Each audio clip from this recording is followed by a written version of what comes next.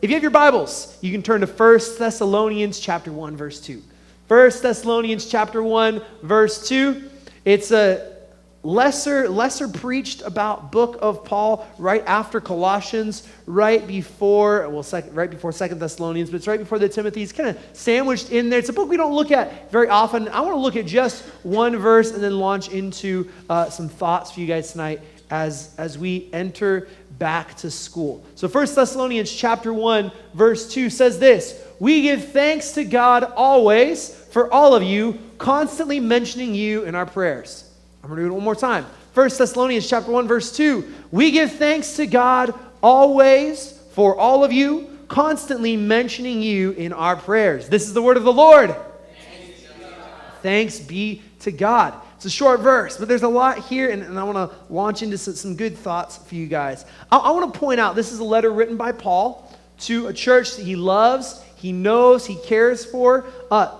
Paul, he was a professional church planter. He went around the world starting churches in different places. And as soon as one got up and running, he'd go off to another place and he'd start a church. So if one got up and running, he'd go up to another place. Paul didn't have Facebook or Twitter or whatever social media platform you kids are all using today. Vine is the only word that comes to mind, but that's dead. What's the new Vine? TikTok. I really feel old. Man, that was bad. Senior moment. He didn't have any of this stuff, and so the only way he could keep in contact with these churches is he'd write them letters. What's interesting, you read every single letter that Paul ever wrote. This was his version of like a text message or like an Instagram post, whatever. Hey, thinking about you, love you, good morning. Like this is his good morning letter that he sends these churches that he loves. What's interesting, every single one of these letters opens with a prayer for the church. And every single prayer is very similar, and they all talk about this fact that Paul is always praying for these churches constantly. Look at what it says here.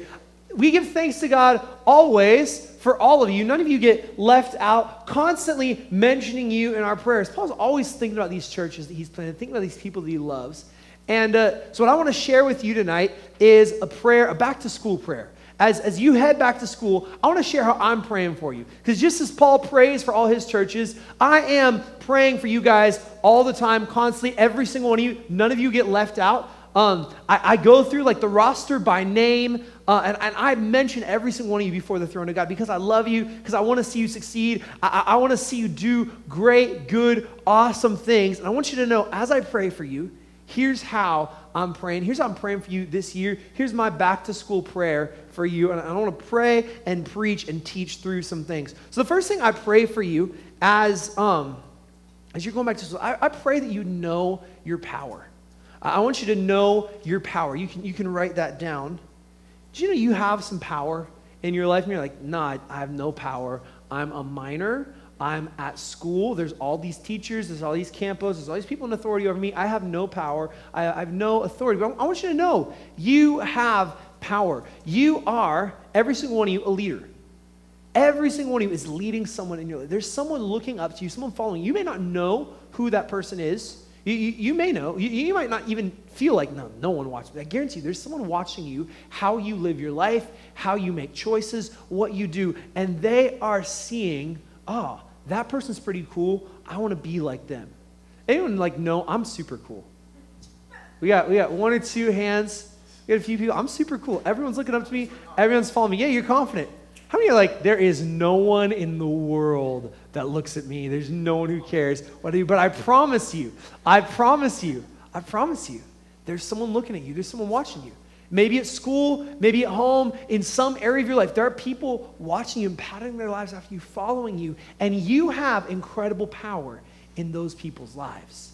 Some of you, you're like, yeah, I know I'm super popular. Yeah, you have incredible power. And I want you to know your power and be aware of your power. I want you to be aware that you're teaching other people how to live their life every day you live. Are you teaching them good things? Are you leading them in a good direction? Are you leading well?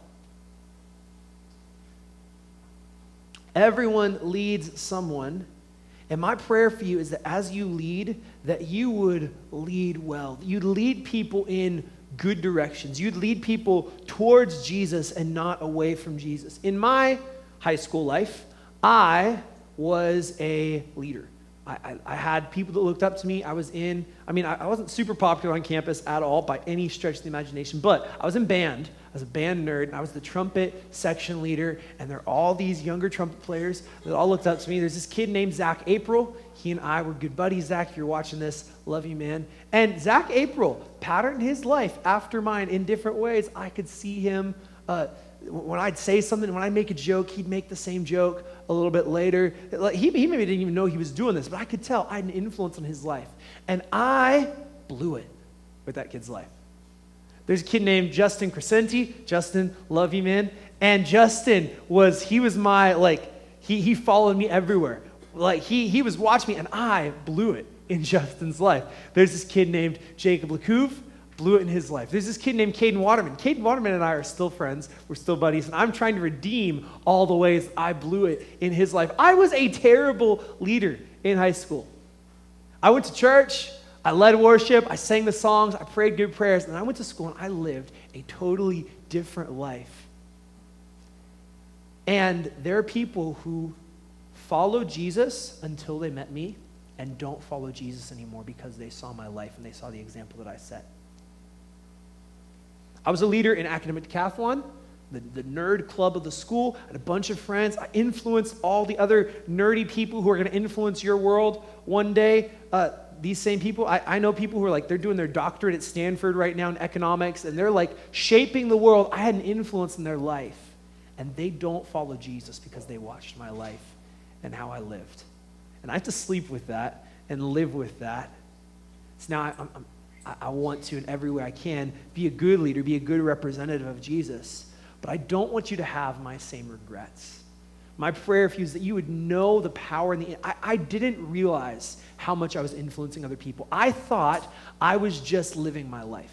I thought I was just, attending class, trying to have fun, trying to keep things light and easy going, just try to get through, try to make it. I was going off to school. To be honest, I felt like, man, I'm going to be a pastor one day, and so school doesn't matter, grades don't matter, my behavior at school doesn't matter because I'm not going to see any of these people again. Kind of some backwards thinking there. And I, wanting to be a pastor, led people away from Jesus. I didn't know. I wasn't aware. I wasn't thinking about the fact that I have so much influence over other people, and I led so poorly. I would 1 minute talk about God and talk about my life in church, and the next minute cuss up a storm and tell some really dirty sex jokes and make racist remarks. I was a bad kid in high school. I was not great. Middle school, same deal. I had a group of friends. I was the one being led in that case. My friends maybe didn't know they were leading me, but my patterns of rebellion began in middle school. I was looking for friends, trying to be popular, trying to fit in, trying to find a crowd. And I just followed the crowd right into destruction and right into all sorts of bad choices. As I pray for you, I want you to know your power. I want you to know the level of influence you have. Whether you are whether you're a senior, whether you're a seventh grader, wherever you are on that spectrum, I want you to know you have influence, you have power, you have people looking up to you. Use that well. Use that wisely. Don't use that the wrong direction. Don't just live for yourself in the moment, but recognize there's people watching me, there's people patterning their lives after me, and I need to follow them. I want you to be a force for change on your campus. High school, middle school, it sucks. There's bullying going on all the time. It's a rat race. Everyone's trying to climb the social ladder and the pecking order and get one on someone else, and you just live life. It's a popularity contest. You're beating each other up metaphorically and literally. This is just going on every day. And you can be something different in the middle of all that. Don't follow the culture. Don't follow the people around you. Recognize, I have influence, I have power. Step out as a leader. Leaders don't just look like everyone else. Leaders stand out. Leaders look different. Leaders live their lives differently because they're saying, hey, I know I'm a leader. I know I have influence, and so I'm going to start walking in this direction, and I know people are going to start falling in and following me. Maybe not. Maybe I don't see it. Maybe it's not happening right now. Maybe there's not 5 people lined up to say, hey, I want to live life just like you, but I'm going to live life in that direction, and I know that I'm going to end up leading people. In high school, this other kid, his name was James Fuel. James Fuel is my buddy. He was another pastor's kid in town, and James Fuel did everything that I should have done. He was the guy who lived for Jesus. And you know what's wild is he had more friends than me. Not because he was like, better. I'm not trying to say I was, not because he was like in some way better, but because he lived a loving, authentic life. He legitimately loved people, was kind to people, was honest about stuff. He cared about other people. While I was busy trying to make fun of someone and see how I could make a good joke at someone's expense, James is like, hey, how's your day going? Oh man, I'm sorry. That's tough. Can I pray for you? Do you need a hug right now? Like, can I talk with you? Like, everyone loved that. James was a freshman, I was a senior, and I followed him because I saw that's how I want to live my life. That's who I want to be. That's what I want to do in life. And James feels one of the people who's responsible for getting me out of my downward spiral and saying, no, I want to be a more positive influence. I want to do better. So know your power. Know your power. The other prayer I have is I want you to remember what matters. Remember what matters. Don't get distracted. This is kind of in the same vein, but I want you to remember what really matters in life. Syllabus day was always really annoying to me because I'd sit down in every class and every single teacher wanted me to make them the most important part of my life. My math teacher wanted me to spend 4 hours every night working on my math homework and thinking about math and dreaming about math and studying for the math test. And then I went to English. My English teacher wanted me to spend 4 hours every night reading the book and writing down notes and putting in little post-it notes of pages that I want to use for quotes and working on an essay. They'd give the essay like 3 months in advance, and they expected I'd spend 3 months working on that essay every single day. The band teacher wanted me to spend 5 hours every day practicing music. Every teacher wanted to be the most important part of my life. And then I went home, and my parents wanted them to be the most important part of my life. And I went to church, and church wanted it to be the most important part of my life. And there's everyone pulling you in every single direction. And you need to remember what really matters. What are the things that are really important? What are the things that are worth dedicating my life to? What are the things that are worth spending my time on? And for me, it wasn't 4 hours of math homework every night. Now, I'm not telling you not to do your homework. I'm not telling you to just check out a class because, this isn't really what's important. Education matters. Grades matter. But there's some things in school that really don't matter all that much.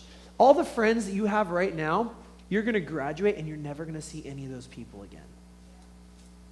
Your best friend at school, you're never going to see them again after you graduate. Maybe at a 10-year class reunion. Maybe. Now, maybe you'll both make nothing of your life and live in the same small town for the rest of your lives and hang out together and be one of those sad people who their best days were in high school. That's a possibility. That's about the only way to keep your friends from high school, though. That's about the only way. Otherwise, you're going to go off to college, you're going to go off to trade school, you're going to go off into a career, and you're going to start just making connections and building a life for yourself, and they're going to do the same thing. And you're going to get all spread apart. And all my best friends in high school that I cared so much about what they thought about me. I cared so much about their opinions. They don't give a rip about my life. My buddy, his name was Alex. He got married. He had a kid. I found about it on Facebook. Good for him. I liked it. And that was the extent of that interaction. We were good buddies, from 7th grade through senior year. That was my homie. We'd talk about life. We'd hang out together. We'd make the same jokes together. We sat by each other in class. He got married and had a baby. I didn't even know about it until I saw about it on Facebook. I'm not complaining. I'm saying that's the reality of life. So remember what really matters. You don't spend all your time trying to impress these people who really don't care about you anyways. Everyone's playing the same game.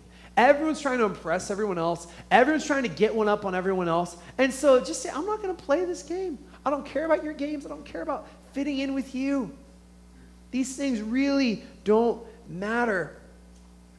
Here's the other thing I want to remind you. You don't have to change the world.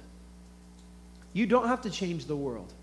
Yeah, now, some of you will change the world. Absolutely. But there's no way that every person in this room is going to be a world changer. I just want to burst your bubble for you. I love you. I believe in you. I want you to strive for greatness. I want you to try to do great things. But there is a pressure that gets put on your life.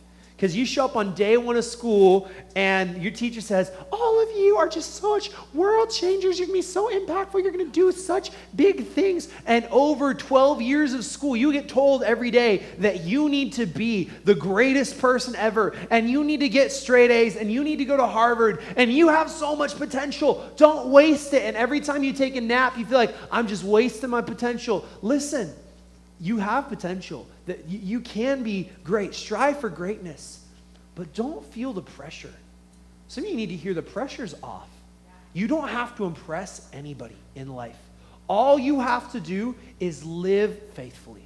All you have to do is be faithfully average. Most of us are average because that's what average means. I am average. And that has to be okay. You have to get to a place where it's okay to not be the best. It's okay to not be everything. It's okay to just be you. You don't have to strive. I'm not trying to put anyone down or put anyone in a box. Like, strive to do your best. Try to get straight A's. Try to impress. Try to. But remember, you don't have to do everything. You don't have to be everything to everyone. You don't have to be everybody's best friend. You don't have to get an A in every class. Now, your parents may disagree, and you should honor your parents, and you should strive to do the best that you possibly can. But you can't impress everyone. You can't appeal to everyone. You can't be excellent at everything because that's not what excellence is. Excellence is, in this area, I stand out. Find an area in your life where you're going to be excellent. I'm not saying settle for mediocrity, but find an area where this is where I'm going to pursue excellence. God's gifted me here. God's given me talents here, and I'm going to be the best I can be at this thing. And then everywhere else, I'm going to be average. I'm not saying fail your classes so you can spend more time on the football field. Hear me. I'm not saying be mediocre. I'm not saying don't care about anything else, but I'm saying find a place where you're going to excel and then accept average everywhere else. It's okay to not be excellent at everything. Strive for greatness, but accept average. Average is perfectly okay. You need to hear the pressure is off. You don't have to impress everyone. Here's the last thing I pray for you. I pray that you'd manage your time well. As you're trying to do all these things, I pray that you would manage your time well. You guys have probably seen this illustration before. Amy, you have my rocks somewhere. I don't know where Amy is. Got it. But they have my rocks right here. So you've seen this illustration before, but I'm just going to run through it with you because it's a great visual. It helps us see these things. Yes, right there's perfect. Excellent. So I've got a whole bunch of rocks. Set this stuff down for a moment.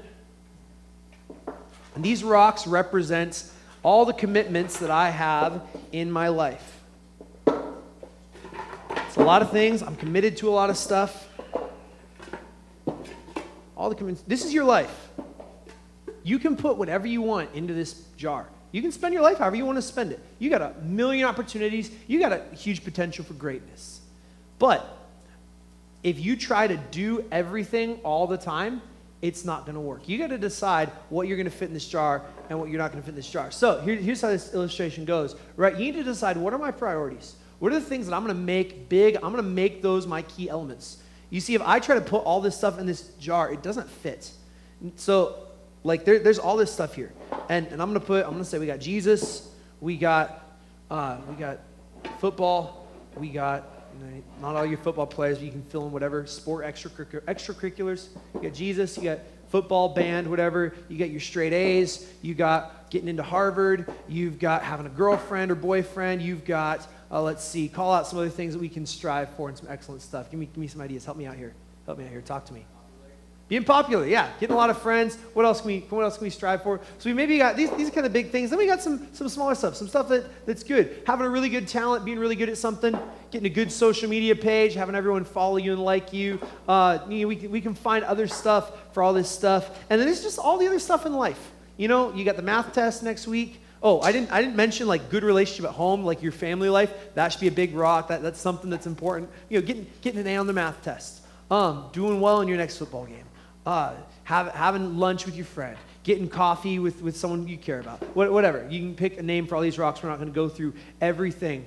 you're not going to be able to fit all this stuff in this jar. So you got to decide, what are the things that matter in your life? What are your priorities? So my prayer for you is that you'd manage your time well, that you would prioritize your life well, that you'd find the things that really matter, and you'd focus on those things. And here's how this works. You have to put the big things in first. Because if you start with all the coffee dates, and you start with all the friend time, and you start with all the video games, and you start with all the little stuff, when it gets time to put in these rocks, you're going to find that you have run out of space in your life. If you spend your time on all this little stuff that really doesn't matter in the long run, you're going to run out of space for things that really do matter, and you're going to find yourself like living as a loser.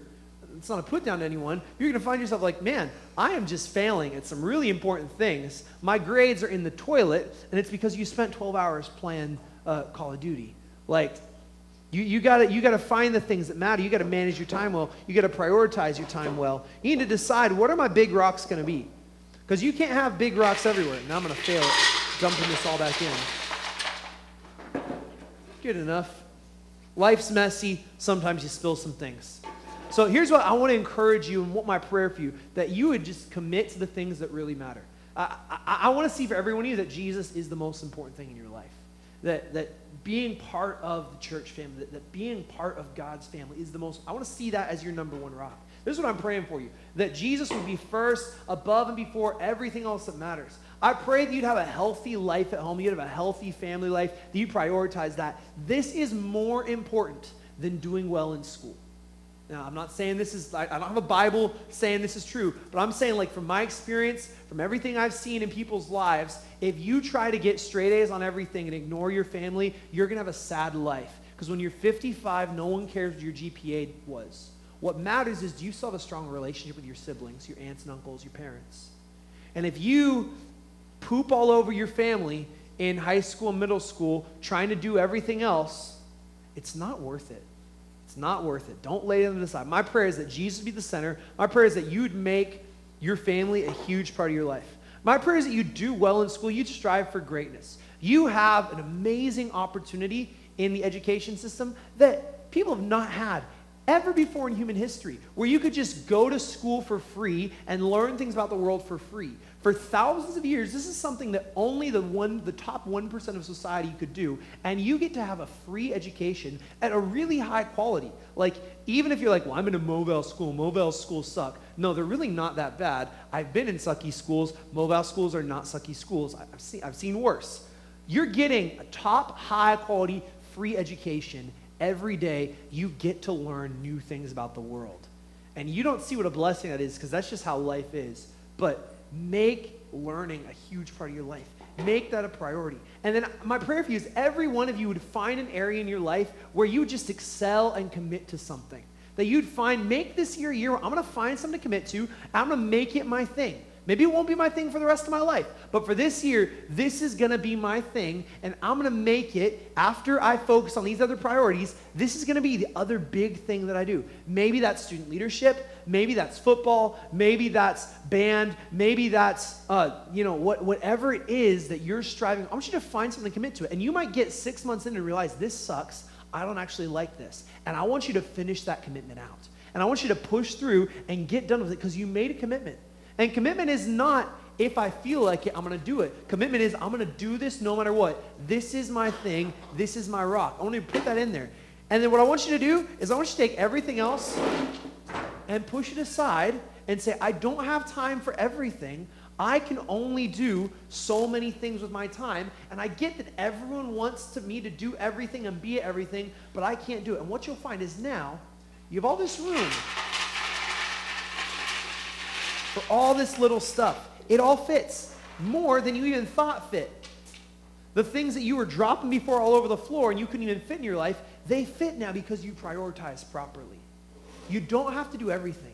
You don't have to excel at everything.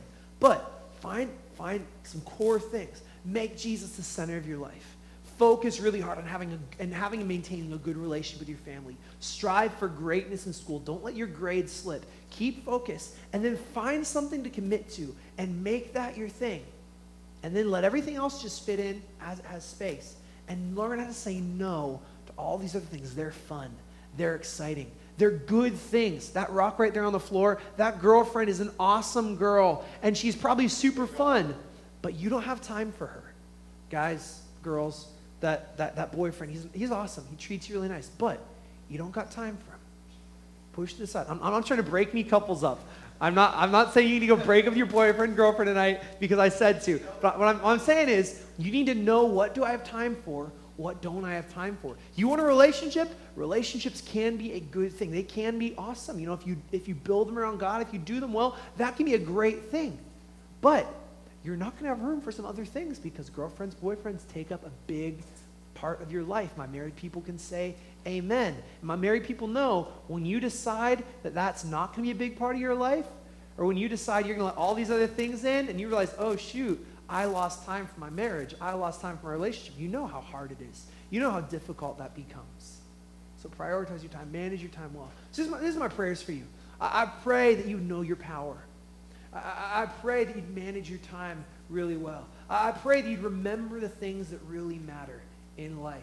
Now, we have about 5 minutes left in our service. What I want to do with the last 5 minutes is I just want to take some time and I want us to pray together for the year ahead. So I invited Ari in to come play some piano for us so it's not just awkward silence. So she's going to make her way onto the stage right now. And then we're just going to take some time and pray for the year. And so I have some things I want to pray, but what I want us to do is I want us to just kind of group up. If our youth leaders and student leader could split themselves up throughout the room, make yourself into a group of 4, 5, 6. I can't get an eye count of how many people there are. Once you have 6 people, your group's done. Find a new group. Go ahead, split yourselves up. Find a youth leader. Stand with some people. 4, 5, 6. Something about that size.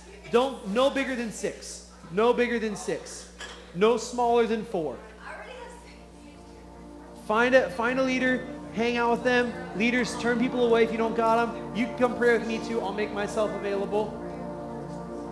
What I want you to do is I want you to spend some time, pray for the year. Leaders, pray over the students in your group. Pray over your school. Pray for you to have success this year. Pray for you to do well in all your endeavors. And then Jesus, you are better than anything in this world. Love you guys. Have a great night.